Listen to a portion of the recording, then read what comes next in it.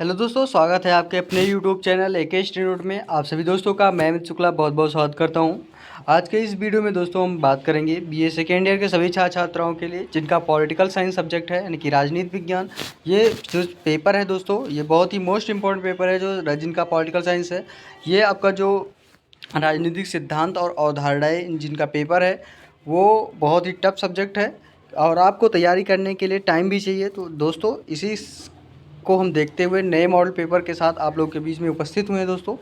तो अगर आप चैनल में नए हैं तो चैनल को ज़रूर सब्सक्राइब कर दीजिए, प्लस में बेल आइकन दबाइए क्योंकि आने वाले वीडियो का नोटिफिकेशन आप लोगों तक बिल्कुल मिलता रहे और मैं आप लोगों के साथ फिर से उपस्थित होते रहेंगे और नए नए आपके मॉडल पेपर के साथ और अच्छे अच्छे प्रश्नों के साथ आपके बीच में आते रहेंगे। अभी तो क्लास शुरू हुई है और सेकेंड सेमेस्टर की आने वाले कुछ विगत टाइमों में आपको अच्छे से अच्छे आपको मॉडल पेपर और प्रश्नों जो आपके पेपर में सबसे ज़्यादा प्रश्न पूछे जाएं वो आपको सॉल्व कराएंगे। तो बस आपको कुछ करना नहीं दोस्तों, फटाफट आप लोगों को केवल स्टडी करते जाना है। तो आइए दोस्तों चलते हैं मॉडल पेपर के कि मॉडल पेपर में कैसे कैसे प्रश्न आप लोग के बीच में आए। तो कुछ इस तरीके से आपका मॉडल पेपर दिया जाएगा दोस्तों। इसमें बीए सेकेंड सेमेस्टर राजनीति विज्ञान प्रश्न पत्र आपका है राजनीतिक सिद्धांत और अवधारणाएं। टाइम 2 घंटे का दिया जाएगा। न्यू एजुकेशन पॉलिसी आप लोग को पता ही है। खंड आ से आपको सभी प्रश्न करने हैं और प्रत्येक प्रश्न का जो आंसर है वो आपको 50 शब्दों में देना है और 75 नंबर का आपका टोटल प्रश्न होगा जो आपको निर्धारित किया जाएगा और जैसे भी आपका इंस्ट्रक्शन कहेगा उसी तरीके से आपको प्रश्न करने हैं। तो अब आपको यहाँ पे पहले का फर्स्ट नंबर प्रश्न दिया गया है कि सरकार किसका आवश्यक है, यानी सरकार का आवश्यक जो तत्व है वो क्या है। बहुत ही मोस्ट इम्पोर्टेंट है। अब आपका आता है सरकार किसका आवश्यक तत्व है। सरकार एक राज्य का आवश्यक तत्व है और राज्य के केवल 4 आवश्यक तत्व माने गए। कौन कौन से हैं? फर्स्ट नंबर में आपका दिया गया है निश्चित भूभाग, निश्चित जनसंख्या, सरकार और संप्रभुता। सरकार ही राज्य का वास्तविक रूप है। राज्य की तरफ से जो कार्यों का संचालन सरकार करती है, सरकारें बदलती रहती हैं और क्या होता है, लेकिन सरकार जो अस्थाई राज्य हैं वो कभी जो अस्थाई राज्य पूर्ण रूप से कभी नहीं बदलते। तो जो कहा गया है कि जो अस्थाई राज्य स्थायी रूप से बने रहते हैं। तो अगर आपको पूछा जाता है कि सरकार किसका आवश्यक तत्व है तो सरकार राज्य का आवश्यक तत्व है। तो इस तरीके से आपका फर्स्ट प्रश्न हो गया। सेकंड प्रश्न दिया गया है कि राज्य के कोई 2 कार्य बताइए। राज्य के 2 कार्यों के बारे में लिखिए। अब राज्य के जो 2 कार्य हैं वो मुख्य रूप से निम्नलिखित हैं। कौन कौन से हैं? फर्स्ट नंबर दिया गया है यहाँ पे कि बाह्य आक्रमण से देश की रक्षा करना, जो राज्य का अर्थ है। अगर जो बाह्य आक्रमण हो रहा है तो राज्य को सपोर्ट करना चाहिए कि हमें किस तरीके से जो बाह्य आक्रमण है उसको रोकना है। सेकंड नंबर कि आंतरिक शांति एवं व्यवस्था बनाए रखना, यानी कि जो आंतरिक व्यवस्थाएं हैं उनकी, तो उसको जो अंदर की अगर आप शांति बनाए रखेंगे और व्यवस्था को अच्छे से क्रिएट करके रखेंगे तो हमारा जो देश है वो आगे की ओर विकसित होगा। यानी विकसित नहीं, विकासशील के अंतर्गत हमारा देश जाएगा। तो ये होता है राज्य के 2 कार्य। अब आपका आता है थर्ड नंबर प्रश्न कि आंतरिक संप्रभुता का क्या अर्थ है। अब यहाँ पे कहा गया है कि आंतरिक संप्रभुता का क्या अर्थ है।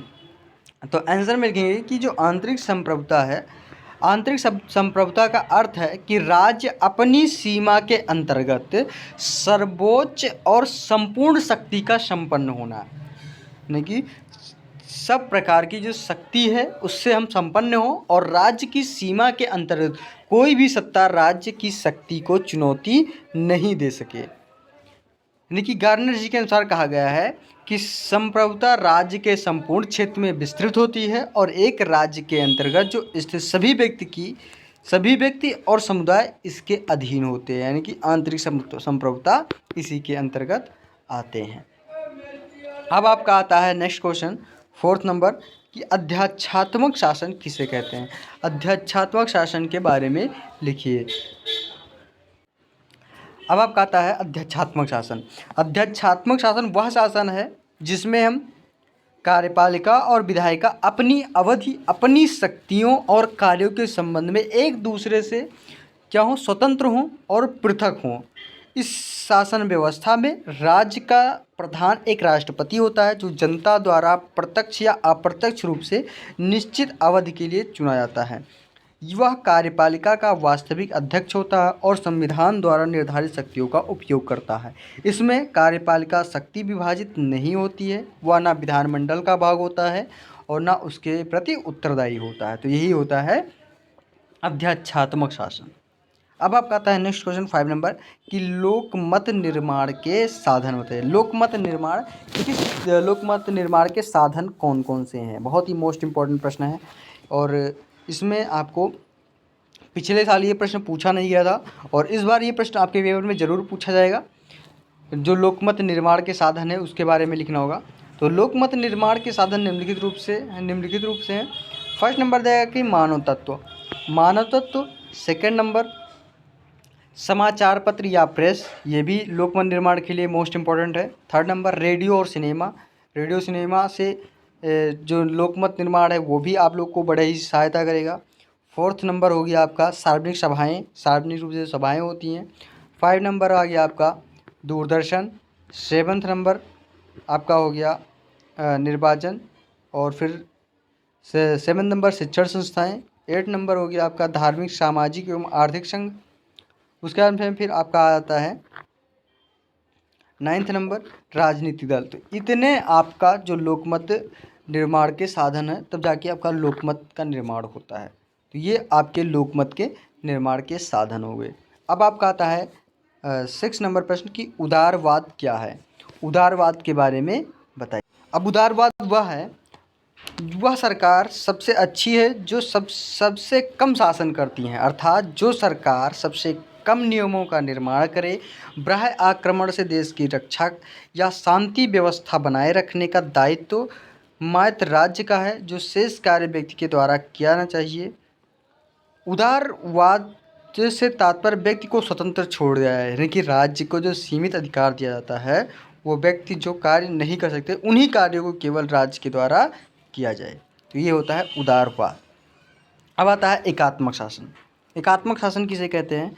एकात्मक शासन वह शासन है जिसमें संविधान द्वारा शासन का संपूर्ण शक्ति एवं केंद्रीय सरकार में निहित होती है। तो यही एकात्मक शासन होता है, यानी कि कहा जाता है कि प्रांतों को शक्तियाँ केंद्रीय सरकार से प्राप्त होती है और केंद्र सरकार जब चाहे उन शक्तियों को वापस ले सकती है, अर्थात इकाइयों का अस्तित्व केंद्र पर निर्भर होता है।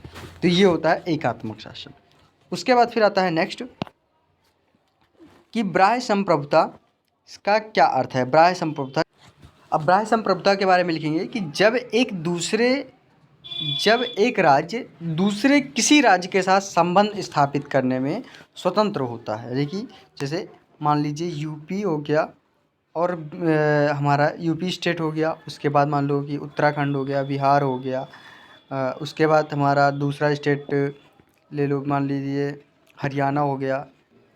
इस तरीके से तो एक स्टेट दूसरे स्टेट जो संबंध स्थापित करने में स्वतंत्र हों तो उसे हम बाह्य संप्रभुता कहते हैं। यानी कि संप्रभुता संपन्न राज्य की इच्छा पर निर्भर करता है कि वह किस राज्य में से कोई संधि या समझौता करे या युद्ध करे।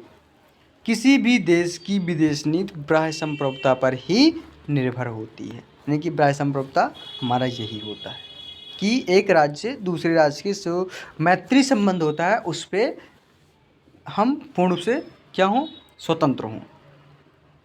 अब उसके बाद फिर आपका आता है नेक्स्ट, संप्रभुता किसका आवश्यक तत्व है? संप्रभुता किसका आवश्यक तत्व है, बताइए।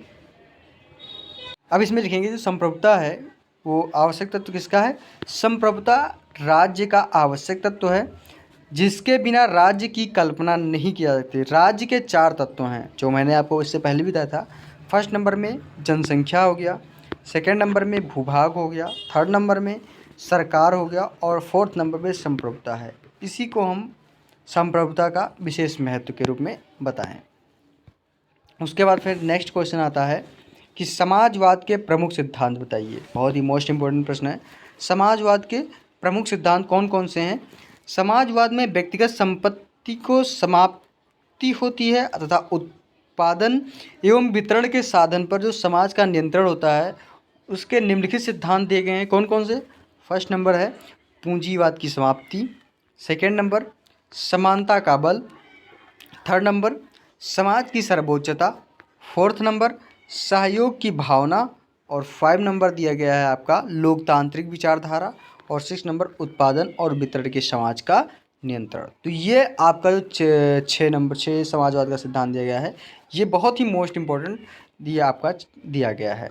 तो ये था आपका सेक्शन ए के सारे प्रश्न। दोस्तों सेक्शन ए के जितने भी प्रश्न थे वो बहुत ही मोस्ट इम्पोर्टेंट है और ये पेपर में बार बार आपके पूछा जाता है और इसी से आपके पेपर में हर बार और प्रश्न जो है वो इसी तरीके से होता है, बट आपको समझने के लिए उल्टा कर देते हैं, तो आपको समझने में थोड़ी दिक्कत आती है। तो इस वजह से कहते हैं कि सर जो प्रश्न है वो हमारा डिफरेंट आ गया है। डिफरेंट कुछ भी नहीं है, केवल आपको क्या करना होता है दोस्तों कि जो प्रश्न दिए गए हैं इसको हम क्या कहते हैं, जैसे प्रश्न आपका उल्टा कर दिया गया है, यानी यहाँ पे इसके जो अर्थ होते हैं समाजवाद है, ऐसे समाज के सिद्धांत बताइए, समाज की विशेषताएं बताइए, समाजवाद के हमें मूल सिद्धांतों को औपचारिक रूप से लिखिए। तो ये सारे जो हमारे शब्द हैं उसको घुमाने फिराने की बात कर दे, तो यही तो हमारा पेपर होता है दोस्तों, यही हमारा कॉन्सेप्ट होता है कि किस तरीके से हम तैयारी करते हैं। तो ये था सेक्शन ए के सारे प्रश्न। तो सेक्शन ए के जितने भी प्रश्न हमने आपको बताया बहुत ही अच्छे तरीके से समझने के लिए और आने वाले जो टाइम है उसमें आपको बहुत ही लाभदायक होगा। तो दोस्तों अगर वीडियो अच्छी लग रही हो ज़रूर लाइक करें, चैनल को सब्सक्राइब करना बिल्कुल ना भूलें। अगर मैं आप लोगों के साथ इतना कुछ करने का प्रयास करता हूं तो आप लोगों को ज़रूर एक लाइक और एक सब्सक्राइब ज़रूर बनता है दोस्तों। फटाफट लाइक करें, चैनल को सब्सक्राइब करना ना भूलें। उसके बाद फिर आपका आता है खंड बा। इसमें केवल 4 प्रश्न करने हैं और प्रत्येक प्रश्न का आंसर 150 शब्दों में देना है।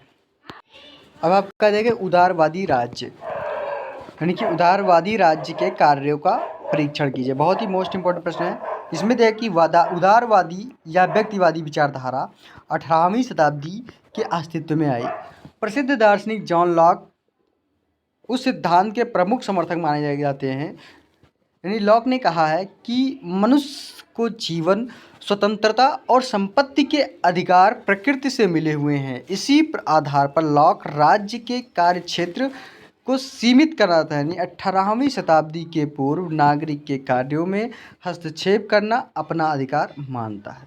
व्यक्तिवादियों के अनुसार राज्य को नागरिकों के कार्यों में कम से कम हस्तक्षेप करना चाहिए जो कार्य नागरिक नहीं कर सकते और इन्हीं कार्यों को केवल राज्य के द्वारा किया जाना चाहिए। राज्य का मुख्य कार्य केवल व्यक्ति की सेवा करना होना चाहिए, लेकिन राज्य व्यक्ति की स्वतंत्रता में बाधक है। उदारवादी विचारधारा के अनुसार व्यक्ति साध्य तथा राज्य साधन है और राज्य का अस्तित्व व्यक्तित्व के लिए न कि व्यक्ति राज्य के लिए। व्यक्तिवादी विचारधारा का मुख्य रूप से राज्य के लिए कई कार्य बताती है। वो कौन कौन से हैं? फर्स्ट नंबर में आपका आता है बाह्य आक्रमण से रक्षा करना, सेकंड नंबर शांति एवं व्यवस्थाओं बनाए रखना, थर्ड नंबर संवैधानिक कानूनों को क्रियान्वित करना, अपराधियों की तलाश एवं उन्हें दंड देना, ये राज्य का कार्य क्या गया है, और फिर अपाहिजों की रक्षा करना और संक्रामक रोगों की रोकथाम। तो ये उदारवादी विचारधारा राज्यों के कार्यों की सीमित करने के पक्षधर में है, यानी उनके अंतर्गत ये आता है। सेकंड नंबर प्रश्न दिया गया यहाँ पे आपको, थर्ड नंबर कि राज्य क्या है, उसके तत्वों पर प्रकाश डालिए। सबसे पहले आप सीखेंगे राज्य क्या है, राज्य के बारे में क्या कहा गया है। तो अरस्तू जी का इसमें कथन है कि राज्य की उत्पत्ति जीवन को संभव बनाने के लिए हुई है तथा वह सुखी और समृद्धि जीवन के लिए कायम है। मनुष्य एक सामाजिक प्राणी है, वह अपनी विभिन्न आवश्यकताओं को पूर्ति करने के लिए संगठनों की स्थापना करता है। और अरस्तू जी की परिभाषा देते हुए कहा गया है कि राज्य परिवारों तथा ग्रामों का एक ऐसा समुदाय है जिसका उद्देश्य पूर्ण तथा आत्मनिर्भर जीवन की व्याप्ति हो। तो ये आपका राज्य है। या अब आपका आता है राज्य के तत्व। राज्य के तत्व क्या हैं? राज्य के प्रमुख तत्वों के विभिन्न विद्वानों ने अपने अलग अलग विचार प्रस्तुत किया है। उसमें कहा गया है फर्स्ट नंबर कि सामाजिक दृष्टि से एकता में बंधा हुआ जन समुदाय। सेकेंड नंबर कि अब आता है थर्ड नंबर। थर्ड नंबर है कि सरकार या शासन तंत्र के रूप में राजनीतिक व्यवस्था। और फिर आता है कि सिजविक ने राज्य के 3 तत्व सरकार, भूखंड और जनता बताए हैं। ब्लैंडसली जी ने भी यही भूखंड, जनता, एकता एवं संगठन राज्य के 4 प्रमुख तत्व बताए हैं। और गार्नर जी ने राज्य के निम्नलिखित 4 तत्व बताए हैं। कौन कौन से? फर्स्ट नंबर गार्नर जी ने बताया कि मनुष्यों का समुदाय। सेकंड नंबर एकता, एक प्रदेश जिसमें वे अस्थायी रूप से रहते हैं। थर्ड नंबर आंतरिक संप्रभुता एवं बाहरी नियंत्रण से स्वतंत्रता। फोर्थ नंबर एक ऐसा राजनीतिक संगठन जिनके द्वारा जनता की सामूहिक इच्छा को अभिव्यक्ति ही हो सके और कार्य से प्रेरित हो सके। उसके बाद फिर गार्नर जी ने अपने विचारधारा में इसके 4 स्पष्टीकरण किया है। जैसे आपका आता है फर्स्ट नंबर जनसंख्या। गार्नर जी ने जो स्पष्टीकरण किया है राज्य के 4 तत्व को, वो फर्स्ट नंबर में आता है जनसंख्या। जनसंख्या मानव के सामाजिक गुण के आधार पर ही राज्य का जन्म हुआ है और व्यक्ति से मिलकर ही राज्य का निर्माण हुआ है। लेकिन एक राज्य के अंदर कितनी जनसंख्या होनी चाहिए, इस संबंध में विद्वानों ने विचारों में पर्याप्त मतभेद है और अपनी कल्पना का आदर्श शासन व्यवस्था तथा राज्य की शक्ति के संबंध में अपने विचारों के आधार पर विभिन्न विद्वानों ने इस संबंध में अलग अलग विचार व्यक्त किए हैं। जैसे प्लेटो, अरस्तु, रूसो आदि विद्वान प्रत्यक्ष प्रजातंत्र शासन का सर्वश्रेष्ठ समझते हैं और प्रजातंत्र के रूप में इनका जनसंख्या का वाले राज्यों में अपनाया जा सकता है। तो इस तरीके से फिर आपका आता है सेकंड नंबर निश्चित प्रदेश। अब निश्चित प्रदेश में कि राज्य राज्य का दूसरा महत्वपूर्ण तत्व निश्चित प्रदेश है। जब तक जन समुदाय पृथ्वी के किसी निश्चित प्रदेश पर निवास नहीं करता तब तक वह राज्य नहीं बन सकता। लेकिन कुछ विद्वानों ने निश्चित प्रदेश के राज्य के तत्व के रूप में स्वीकार नहीं किया। थर्ड नंबर फिर आता है सरकार। यदि जनसंख्या राज्य का व्यक्तिगत तत्व है और प्रदेश राज्य का भौतिक तत्व, तो सरकार राज्य का संगठनात्मक तत्व है और किसी निश्चित प्रदेश के निवासी तब तक राज्य के रूप में धारणा नहीं कर सकते जब तक उनका एक राजनीतिक संगठन ना हो। यानी कहा जाता है कि जिसके द्वारा राज्य के लक्ष्य और नीतियों को क्रियान्वित किया जाता है, सरकार राज्य का व्यवहारिक पक्ष है और सरकार के माध्यमिक से ही राज्य संबंध स्थापित कर सकते हैं या राज्य तक पहुंच सकते हैं। फिर आता है संप्रभुता। फोर्थ नंबर संप्रभुता। यानी कहा गया है कि उपयुक्त 3 तत्वों से भी अधिक महत्वपूर्ण तत्व संप्रभुता है जो राज्य का प्राण कहा जा सकता है। गैटल जी ने कहा है अपने शब्दों में कि संप्रभुता ही राज्य का वह लक्षण है जो उसे समुदाय से अलग करता है और एक निश्चित प्रदेश में रहने वाले तथा सरकार संपन्न लोग भी उस समय तक राज्य का निर्माण नहीं कर सकते जब तक इनके अधिकार में संप्रभुता ना हो। यानी उदाहरण के रूप में स्वतंत्रता प्राप्ति से पूर्व भारत की अपनी जनता थी और उसको एक निश्चित भूमि और सरकार भी थी, किंतु फिर भी वह सही अर्थ में राज्य नहीं था। तो ये आता है संप्रभुता। फिर आता है फोर्थ नंबर प्रश्न की अराजकतावाद क्या है। अब आपका आता है अराजकतावाद क्या है, इसके प्रमुख लक्षण बताइए। बहुत ही मोस्ट इंपॉर्टेंट है। अब आता है अराजकतावाद। अराजकतावाद का अर्थ क्या है? अराजकतावाद को हम अशांति, युद्ध, विनाश एवं आतंक के साथ जोड़ा जाता है। अराजकतावाद का मतलब होता है दोस्तों, अराजकतावाद शब्द है लड़ाई, झगड़ा, आतंक, जिसे आतंकवाद कहते हैं, या आतंकी साजिश, जैसे भी आप सोचें, लेकिन यह एक मिथ्या धारणा है। यानी अराजकतावाद एक ऐसी विचारधारा है जो राज्य का कार्य क्षेत्र उसी शक्ति एवं अधिकार के बारे में बतलाती है। यह राज्य के अत्यधिक कार्य से क्षेत्र का विरोध करती है। मार्क्सवादियों की तरह यह भी मानते हैं कि समाज वर्ग विहीन हो जाएगा जब तक राज्य की आवश्यकता नहीं होगी। अराजकतावाद शब्द की उत्पत्ति यूनानी शब्द यानी अनार्किया से हुई, जिसका अर्थ है शासन का अभाव। शासन का अभाव, यानी वहाँ पे शासन का कोई भाव हो ही ना हो। यानी अराजकतावादी एक ऐसी संस्था के समर्थक हैं जो स्वतंत्रता, समानता, भ्रातृत्व पर आधारित हो और उसकी सदस्यता का आधार वैकल्पिक इच्छा हो जो कि वर्ग विभेद से मुक्त हो। फिर आता है आज अराजकतावाद के प्रमुख उद्देश्य। कौन कौन से उद्देश्य हैं? फर्स्ट नंबर कि अराजकतावाद का जो उद्देश्य है वो व्यक्ति के विकास के लिए उसे स्वाभाविक रूप से प्रदान कराने में सहायक परिस्थितियों का निर्माण करना। सेकेंड नंबर कि राज्य रूपी उस दमनकारी संस्था का विरोध करना जिसका आधार ही शक्ति और हिंसा और कठोर नियंत्रण है। थर्ड नंबर दिया गया है यहाँ पे कि व्यक्ति को आर्थिक, सामाजिक, राजनीति सभी प्रकार की स्वतंत्रता उपलब्ध हो। फोर्थ नंबर कि अराजकतावादियों का जो लक्ष्य है वो मनुष्य को पूर्ण स्वतंत्रता में हो। फिर आता है अराजकतावाद के लक्षण। इसके निम्न लक्षण है। फर्स्ट नंबर आता है इसमें कि राज्य का विरोध। सेकंड नंबर पूंजीवाद का विरोध। थर्ड नंबर लोकतंत्र एवं प्रतिनिधि शासन का विरोध। फोर्थ नंबर विकेंद्रीकरण का विरोध। 5 नंबर व्यक्तिगत संपत्ति का विरोध और 6 नंबर आता है धर्म का विरोधी। तो ये है अराजकतावाद का लक्षण। तो इस तरीके से हमने अराजकतावाद के उद्देश्य, अराजकतावाद के लक्षण और अराजकतावाद से आप क्या जानते हैं अराजकतावाद के बारे में, तो ये हमने आपको क्लियर किया। अब आपका आता है नेक्स्ट क्वेश्चन 5 नंबर कि उपनिवेशवाद का क्या अर्थ है। अब उपनिवेशवाद का क्या अर्थ है? उपनिवेशवाद का हम लिखेंगे कि उपनिवेशवाद का अर्थ है किसी समृद्धि एवं शक्तिशाली राष्ट्र द्वारा अपने विभिन्न हितों को साधने के लिए किसी निर्बल किंतु प्राकृतिक संसाधनों से परिपूर्ण राष्ट्र, यानी कि विभिन्न संसाधनों का शक्ति के बल पर उपभोग करना। या उपनिवेशवाद में उपनिवेश की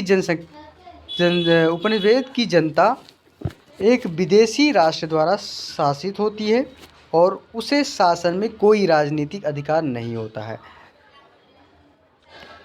अब लैटिन भाषा के शब्द में जो कोलोनिया का मतलब है एक ऐसी जायदाद जिसे हम योजनाबद्ध ढंग से विदेशियों के बीच कायम किया गया हो। भूमध्य सागरीय क्षेत्र में मध्ययुगीन यूरोप में इस तरह उपनिवेशीकरण एक आम परिघटना है जिसका उदाहरण मध्ययुग और आधुनिक युग की शुरुआती अवधि में इंग्लैंड की हुकूमत द्वारा वेल्स और आयरलैंड को उपनिवेश बनाने के लिए दिया जाता है। लेकिन आधुनिक उपनिवेश का मतलब है यूरोपीय और अमेरिकी ताकतों द्वारा गैर पश्चिमी संस्कृतियों और राष्ट्रों में जबरन कब्जा करके वहाँ के राजकाज, प्रशासन, पर्यावरण, पारिस्थितिकी, भाषा, धर्म, व्यवस्था और जीवन शैली पर अपना विजातीय मूल्यों और संरचनाओं को थोपने का दीर्घकालीन प्रक्रिया हो। यह सिलसिला 20वीं सदी के मध्य तक चला कि वे उपनिवेशीकरण की प्रक्रिया के तहत राष्ट्रीय मुक्ति संग्रामों को क्रांतियों की लहर ने इनका अंत कर दिया जाए और इस तरह हुई उदारवादी व्यक्तिगत की विचारधारा में देखी जाती है कि दूसरी धरती को अपना उपनिवेश बना लेने और स्वामित्व के भूखे व्यक्तिवाद में एक ही तरह की मूल प्रवृत्तियां निहित होती हैं, जैसे नस्लवाद, यूरो केंद्रीयता और विदेश द्वेष जैसी प्रकृतियाँ उपनिवेशवाद की ही देन है। उसके बाद फिर आपका आता है नेक्स्ट क्वेश्चन 6 नंबर कि एक दलीय जो प्रणाली है, एक दलीय प्रणाली से क्या तात्पर्य है और उसके कमियों का उल्लेख कीजिए। अब आता है एक दलीय प्रणाली। जिस देश में एक ही दल का प्रभाव होता है उसे हम एक दलीय प्रणाली कहते हैं। जैसे कुछ देशों में एक ही दल का प्रभाव हो और अन्य दल नागण्य हो। कई देशों में तो संविधान के द्वारा अन्य दलों के निर्माण में प्रतिबंध लगा होता है। जहाँ एक ही दल होता है वही शासन का संचालन करता है। जैसे जर्मनी, चीन, क्यूबा और रूस में एक दलीय व्यवस्था को ही अपनाया गया है। कौन कौन से देश हैं? जैसे जर्मनी हो गया, क्यूबा हो गया, चीन हो गया, रूस हो गया, इसमें एक दल की अपनाया गया है। एक दलीय प्रणाली जिसमें कमियां दिखाई देती हैं। कौन कौन सी कमियां हैं? एक दलीय प्रभाव वाले राज्यों में शासक दल निरंकुश रूप से धारण कर सकता है। सेकंड नंबर, इस प्रणाली में संपूर्ण जनता का प्रतिनिधित्व नहीं हो पाता है। थर्ड नंबर, विभिन्न विचारधाराओं में केवल एक ही विचारधारा का प्रतिनिधित्व इस प्रणाली में होता है। फोर्थ नंबर, नागरिकों को अपने विचार व्यक्त करने की स्वतंत्रता नहीं होती है, यहाँ तक कि वे भाषण नहीं कर सकते हैं। 5 नंबर, एक दलीय व्यवस्था में सरकार द्वारा निर्णय गोपनीय रखे जाते हैं, इसीलिए इसे जनहित के विरुद्ध माना जाता है। 6 नंबर, मतदाताओं को अपने उम्मीदवार चुनने की सीमित स्वतंत्रता होती है। 7 नंबर, राज्य के नागरिक सरकार की आलोचना नहीं कर पाते, इसलिए सरकार मनमानी निर्णय लेती रहती है और इन्हीं उपयुक्त कमियों के कारण एक दलीय व्यवस्था को अच्छा नहीं माना जाता है। तो ये आता है एक दलीय प्रणाली। तो ये था सेक्शन बी के सारे प्रश्न। अब आता है सेक्शन सी यानी खंड सा में। खंड सा में केवल 2 प्रश्न करने हैं और प्रत्येक प्रश्न का आंसर आपको 4 शब्दों में देना है। इसमें अब आपका 7वां प्रश्न है कि राजनीति विज्ञान परिभाषा देते हुए उसके क्षेत्र की विवेचना कीजिए। 8 नंबर प्रश्न है कि राज्य की उत्पत्ति के ऐतिहासिक या विकासवादी सिद्धांत की समीक्षा कीजिए। 9 नंबर प्रश्न दिया है कि आधुनिक राज्य लोक कल्याणकारी राज्य है, व्याख्या कीजिए। 10 नंबर है कि समाजवाद से क्या समझते हैं, विवेचना कीजिए। तो ये हो गया आपका सेक्शन सी के सारे प्रश्न। और सेक्शन सी के प्रश्न आपको मैं 2-2 प्रश्न करके अलग से बता देंगे, अलग से वीडियो बना देंगे, जिससे आपको पढ़ने में, लिखने में और समझने में आसानी हो जाएगी। आप लोग अच्छे से तैयारी भी कर सकेंगे और आपका टाइम का जो अभाव होता है, टाइम भी आप कर सकते हैं। अब सबसे बड़ी बात ये होता है, इस वजह से मैं आपको यहाँ पे वीडियो आपको लॉन्ग नहीं करता हूँ, क्योंकि आप लोग को बोरियत फीलिंग होने देती है, यानी कि आधे घंटे में आप लोग जो वीडियो है पढ़ नहीं पाते हैं। तो इसी वजह से मैं आपको इसमें से जो 2 प्रश्न है, यानी कि बात करें तो 2 घंटे यानी 3 घंटे का पेपर आपको दिया जाता है, मैं आपको 1 घंटे में कैसे बता सकते हैं, तो नहीं बता सकते। इस वजह से मैं आपको केवल सेक्शन ए और सेक्शन बी का आधे घंटे में बताने का प्रयास करता हूँ और समझाने का भी प्रयास करता हूँ, और आधे घंटे में और आधे से 1 घंटे में ये बताने का प्रयास करता हूँ, यानी कि टोटल मैं 2 से ढाई घंटे में आपको अच्छी से अच्छे आपको एक मॉडल पेपर बताने का प्रयास करता हूँ। तो दोस्तों, वीडियो अच्छी लगी हो ज़रूर लाइक करें, चैनल को सब्सक्राइब करना बिल्कुल ना भूलें और एक दूसरे को वीडियो को ज़रूर शेयर करते रहिए। और अगली वीडियो तक ज़रूर इंतजार करिए दोस्तों। अगली वीडियो में